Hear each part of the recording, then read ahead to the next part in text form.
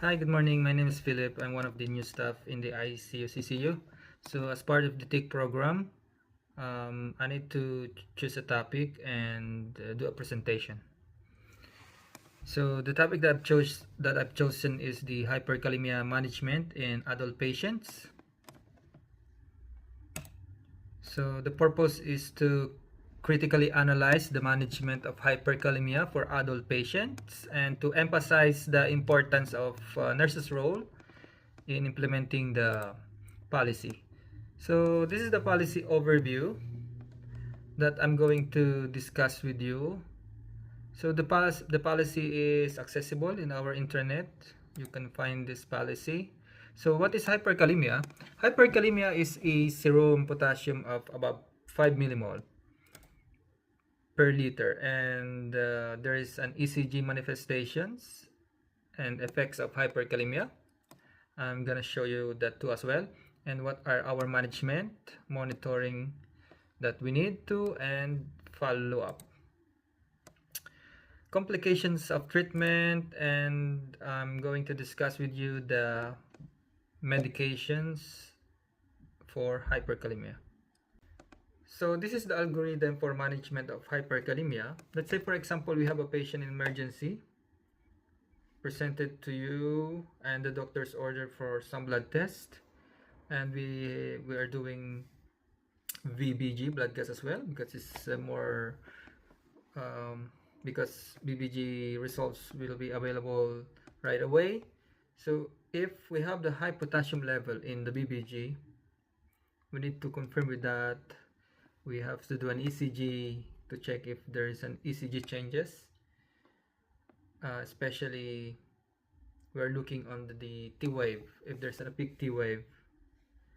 So is the potassium elevation is real, yes or no? If the potassium elevation is real, so we have to intervene, we have to give medications right away, and if the potassium level is above 6.5 millimole, and then if there's an ECG changes present, we need to check that, yes or no. So if yes, 6.5 and above, the patient requires emergency potassium reductions. And is the ECG normal? Is the ECG abnormal? So there's a yes or no as well. If the ECG is the ECG abnormal? If the answer is no, so we're giving first line treatment for hyperkalemia. We're giving insulin, which is the regular insulin, 10 units, and dextrose 50%. One vial, 50 ml, to run for 10 to 15 minutes. And also we are giving salbutamol nebulization, the Ventolin nebulization, 10 to 20 milligram over 10 minutes. So what are the action of insulin?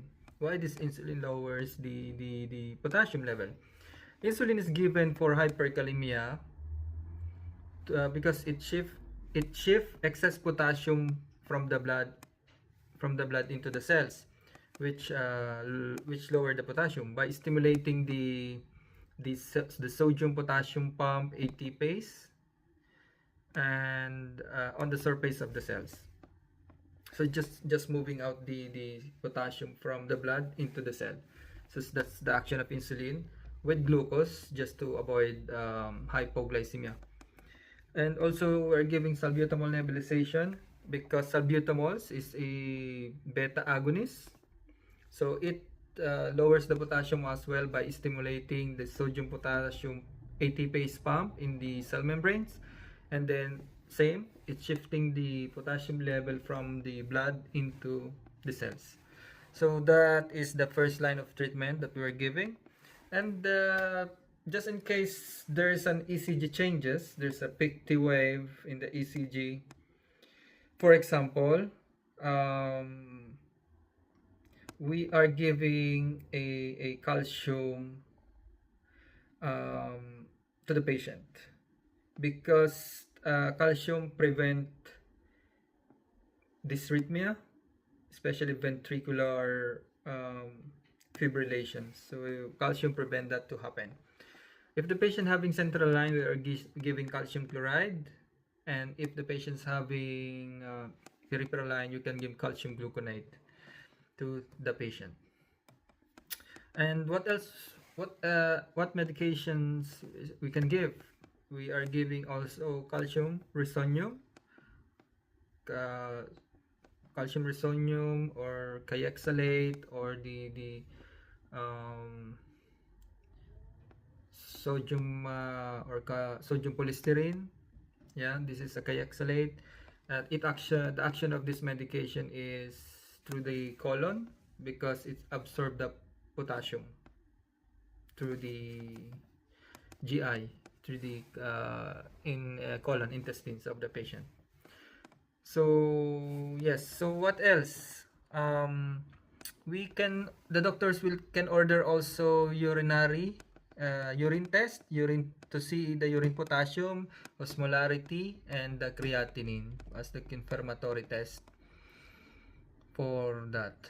And so as in emergency, we're asking also the patient, or even in the ward, you're reviewing if the patient is known case of CKD, because CKD patient are prone of having high potassium level because they cannot excrete potassium. And also you have to review the medications of the patients, because there are medications that cause hyperkalemia. One of the example of medication is the potassium sparing, the spironolactone, and also the angiotensin receptor blockers, angiotensin converting enzymes, inhibitors as well. It causes hyperkalemia. Why? Because ACE inhibitor, or I mean angiotensin converting enzyme, it convert angiotensin 1 to angiotensin 2 to be able to, or to stimulate the release of hormone, aldosterone hormone. So this hormone allows excretion of the potassium. So if we inhibit that, so the more potassium will retain to the patient's body. And that's same with the angiotensin receptor blockers. So angiotensin 1 is already converted to angiotensin 2. But the action of this angiotensin receptor blockers, it will block the receptors. So there, if it's blocked, the blocking the release of the hormone, which is the same, the aldosterone. So same, if we block the aldosterone, the hormone, so we are inhibiting the excretion of the potassium. Okay, so what else? After giving medications, after we intervene, we are repeating the potassium level. If the potassium is below 6.5 after our medication, and yes or no. If it's still high, still above 6.5, we can repeat the intervention. We can give insulin and glucose, and we need to contact the nephrology referral, because this patient need hemodialysis. And if the patient's potassium decrease below 6.5 after our management, then we can give the calcium resonium, the 15 gram to 30 grams. We can give that of TDS, or every 8 hours. And we are keep monitoring the patient's potassium level. Let's say after an hour of our intervention, then every 4 hours or every 6 hours, and then a series of ECGs, just to make sure there's no arrhythmias or ECG manifestation. Or we can move the patients to ICU or HDU just for the monitoring. We can connect the patients to telemetry. Even emergency, we can do that. We just connect the patients to cardiac monitoring just to make sure there's no arrhythmia or ventricular dysrhythmia to happen to the patients. Okay, so I hope I explained clearly about the algorithm of management of hyperkalemia and the treatment available as per policy. And complications of treatment by giving calcium gluconate. So I think it can cause hypercalcemia, of course, so it can cause tetany. And for kayexalate or the calcium resonium, it can cause perforation of the intestinal perforation, so we're not giving these patients to those with bowels obstruction. I think with the patients with bowel diseases, because it can cause constipation, sometimes diarrhea, nausea, and vomiting. So we are very cautious giving this kayexalate to the patient. But again, first line is insulin and glucose, and then salbutamol. And if there's ECG manifestations, or even there's no ECG changes, we're giving calcium gluconate just to prevent cardiac dysrhythmias. So yeah, especially in ICU, they're giving calcium gluconate to avoid that to happen. Okay, so as per evidence review, we have read some policy for the management of hyperkalemia in adults in Royal Hospital for Women at New South Wales. So they defines hyperkalemia as a serum potassium level of 5.5 millimole or greater, which requires urgent treatment to avoid serious consequences such as arrhythmias and cardiac arrest. It also outlined the classification of hyperkalemia as mild, moderate, and severe. So mild is 5.5 to 5.9. This is from Royal Hospital for Women, New South Wales. Moderate is 6.0 to 6.4, and severe hyperkalemia is above 6.5. So as per evidence review, according to a journal published last July 2024 from Oxford Academic University, the approach to patients with chronic hyperkalemia begins with a review of medications potentially responsible for the disorder, ensuring effective diuretic therapy and correcting metabolic acidosis if present. The practice of restricting food high in potassium to manage hyperkalemia is being reassessed since the evidence supporting the effectiveness of this strategy is lacking. Rather, dietary restriction should be more nuanced, focusing on reducing the intake of non-plant source potassium, down titration and discontinuation of renin, angiotensin, aldosterone inhibitor. So I have told you those medications that can cause high potassium level should be discouraged since this drug improves outcome in patients with heart failure and proteinuria kidney disease. So yeah, we are giving furosemide to patients with hyperkalemia as well, as long as patient is not on shock, blood pressure is fine, so we can give furosemide, because furosemide is a loop diuretic. If the action of the loop diuretic, which is the furosemide Lasix, is specifically it absorb potassium in the loop of Henle, in the specific part of the anatomy of the kidney. So it absorbs potassium there in the loop of Henle for excretion. So what else? Comparisons table. So here we have the policy reviewed in Holmes Glen and the evidence base available, and the gap. So as per policy, hyperkalemia is defined as serum potassium above 5 millimole, wherein hyperkalemia and the other evidence studies is divided into 3 classifications as mild, moderate, and severe.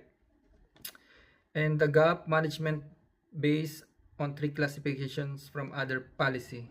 So yes, so these are the gap findings, because in our policy, potassium hyperkalemia is above 5, which is in the other policy or evidence, they have 3 classifications or 3 levels of hyperkalemia: the mild, moderate, and severe.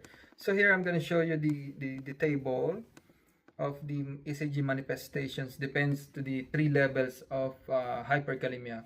So we have mild, which is 5.5 to 6.5, So here you can see the peak T waves or prolonged PR segment. While in the moderate hyperkalemia, 6.5 to 8.0, you can see loss of P wave, prolonged QRS complex, ST segment elevation, ectopic beats, and escape rhythms. And in severe hyperkalemia, level 3, above 8, so progressive widening of QRS, sine wave, ventricular fibrillation, and it will go to flatline or asystole eventually if left untreated. And also bundle branch blocks and axis deviations. So moving on, again, for the comparison, in the policy, low potassium diet containing 2 gram potassium and review of offending medications, either withhold or cease. As per policy, medications for hyperkalemia management and ECG manifestations. So it all mentioned in our policy. And the other evidence-based dietary restrictions should be focused on reducing the intake of non-plant source of potassium, down titration and or discontinuation of renin, angiotensin aldosterone inhibitors should be discouraged. And because the benefit to those patients with heart failure, and new treatments for hyperkalemia. So it's not mentioned in our policy, the policy that we are following in Holmes-Glen, and the other policy in the other evidence-based studies, new treatments for hyperkalemia like patiromer and sodium zirconium cyclosilicate is available. And ECG manifestation, so it's same manifestation, same ECG changes they have mentioned. So what are the gaps? So the gaps, management based on 3 classifications from the other policy. So the low, the mild, moderate, and severe, and aligns with literature regarding low potassium diet and review of medications. So yeah, it's the same. New treatment not mentioned in our policy. As I've said, there are new treatments that are not mentioned in our policy. The patiromer and the sodium zirconium cyclosilicate. And there's no gap in the ECG changes. Critical discussion, nurses play a critical role in hyperkalemia management. Yes, of course. First is the proper way of collecting the sample, timely reporting of the abnormal blood results to the doctor, and the timely giving the medications as ordered, and follow-up or monitoring. So I followed the Lewin's change model. So Lewin's change model, there is a 3-stage, the unfreeze, change, and refreeze. So in the unfreeze, recognize and determine what needs to change, and in the change, plan and implement the changes, help employee to learn new concepts or point of view, and the refreeze, change are reinforced and stabilized, develop ways to sustain the change. For example, in an unfreeze, sample artifacts, improper blood collection and handling and storage of the sample, delay in relaying the potassium results. Yes, of course, because if you are too busy to your patients and you don't have the time to check the blood reports in the system, so there's a delay already. So miss ECG changes because sometimes if the patient is connected to central monitor or cardiac monitors, no one is looking into it, no one is sitting onto it. Insufficient knowledge regarding proper low potassium diet, insufficient knowledge regarding medications that can cause hyperkalemia. So what are the change that we need to do? Proper phlebotomy technique by training or refresher course. Pending laboratory results emphasized during handover, which handover by the staff or handover by the charge nurses, which include time taken and expected time of the results. If the blood was sent at 6:30, so what time do we need to expect? the results to come back in, and ECG refresher course, which includes ECG hyperkalemic changes, the ECG manifestations that we're looking into, and dietitians are expert to give educations, so we can refer the patients to dietitian just to give proper educations for the diet, food that they have to eat or avoid. Pharmacist, referral to clinical pharmacist or expert to educate staff or patients regarding complete list of medications causing hyperkalemia. So in the first section, we can make a phlebotomy guide or ID card distributed to staff, but I think each unit having this like folder on how to properly collect the blood sample, including what kind of tubes, how many mLs, something like that, and phlebotomy logbook just to log in what time we collected the blood, and one staff, or we can allocate one staff, or we can assign one staff to monitor the central monitor in our unit in the stations for ECD changes. Because from my previous hospital, if we have patients on central monitoring, we are making sure that there is one staff sitting in front of the central monitor. So that's your only job, because what's the point of attaching the patients in central monitor and no one is observing it, no one is monitoring it?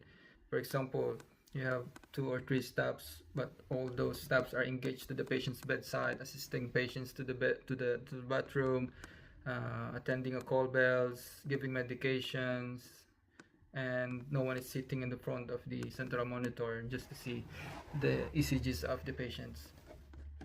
So health educations to hyperkalemia patients is conducted by the staff using brochure or low potassium diet. Yeah, we just print that out and give to the patient, and we can create or print some posters of complete list of medications causing hyperkalemia, and we can just attach that one to the station, so can anyone read that. So what are the recommendations? Phlebotomy guide, ID card distributed to the staff. We can create a phlebotomy logbook. We can assign one staff to the central monitoring just to see the ECGs, and health educations about the hyperkalemic patients conducted by the staff using brochure of low potassium diets. And these are the medications that we can expect to withhold or cease, because these are the offending medications. Poster of complete list of medications causing hyperkalemia. So this one we just print out and just attach to the wall. And educational implications. So nursing training is fundamental to the success and effectiveness of healthcare system. By investing in comprehensive and ongoing training programs, it ensures that nurses are well prepared to deliver high quality care, adapt to changes, enhance patient safety, and improve health outcomes. So conclusion, hyperkalemia management policy for adult patients in Hobsbawm Private Hospital is supported by evidence-based literature. Nurses play a critical role in hyperkalemia management, and the Lewis change model can be applied for the implementations of the policy to help achieve the quality improvement and enhance patient safety. So these are the references. So thank you. That is all about hyperkalemia management in acute care settings for the adult patients. I hope you understand my presentations. I hope this will help to the nurses, to the staff, especially to those working in acute care settings, ED, ICU, and even in the ward. Thank you so much again. My name is Philip. Have a good day.